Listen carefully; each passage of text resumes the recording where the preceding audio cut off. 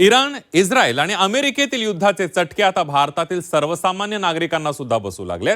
या युद्धामुळे गॅसच्या वितरणावर मोठा परिणाम झालेला आहे आणि खबरदारीचा उपाय म्हणून केंद्र सरकारने व्यावसायिक गॅसचा पुरवठा बंद केलाय। मात्र यामुळे सर्वसामान्य नागरिकांमध्ये सुद्धा संभ्रम निर्माण झालाय। गॅसचा पुरवठा ठप्प झाला तर काय करायचं या भीतीपोटी नागरिक विजेवर चालणारी स्वयंपाकाची उपकरणं खरेदी करू लागली आहेत।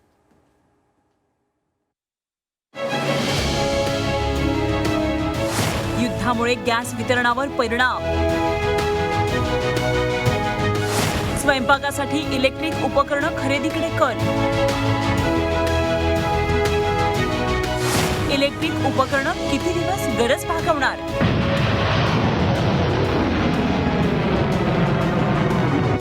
युद्धामुळे घरगुती गॅसची झालेली दरवाढ तसंच गॅसची संभाव्य टंचाई यामुळे नागरिकांमध्ये संभ्रमाचं वातावरण निर्माण झालंय।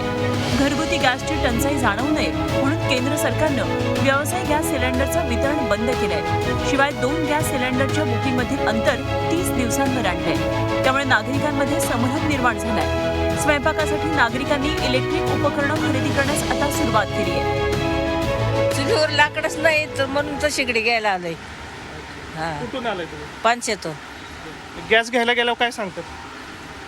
ते सांगतात किमती वाढलेत, गॅस नाही येत असं सांगतात आम्हाला आणि बुकिंग होत नाही। बरोबर। आता स्वयंपाकासाठी शेगडी घेतली। हो, आपल्याला भारतावरती त्याचा परिणाम पडलेला आहे। त्याच्यामुळं आपल्याकडे तेलाचे भाव वाढलेले आहेत, सिलेंडरचे भाव वाढलेले आहेत, कमर्शियल टाकीचे पण भाव वाढलेले आहेत। कमर्शियल टाकी ब्लॅकनी 4.5-5 रुपयाला चाललेली आहे आणि आपली घरगुती गॅस पण तो 1000 रुपयापर्यंत झालेला आहे।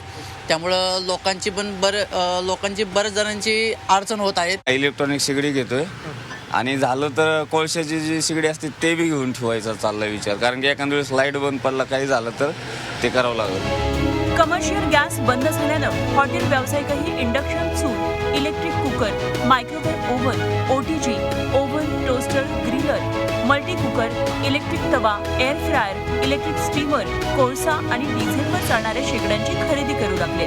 त्यामुळे या वस्तूंची मागणी अचानक वाढली आहे। मात्र बाजारात या वस्तूंचा साठा कमी असल्यानं त्यांच्या किमतीही वाढण्याची शक्यता वर्तवण्यात येते। कमर्शियल जे इलेक्ट्रिक शेगडी आहे ते अजूनपर्यंत माल आला नाही मार्केटमध्ये नवीन, आणि रेट बनवणारे जे कारिगर आहे अजून ते नाही जे कारिगर, म्हणून ते अजून काही रेट आपल्याला मिळत नाही आहे।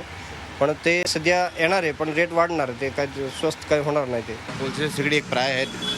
गॅस नसल्यामुळे कोळशाची शेगडी घ्यायला लागलं आहे, इंडक्शन घ्यायला लागलं आहे, इलेक्ट्रिक शेगडी घ्यायला लागलं, डिझेलचे स्टोव घ्यायला लागले लोक।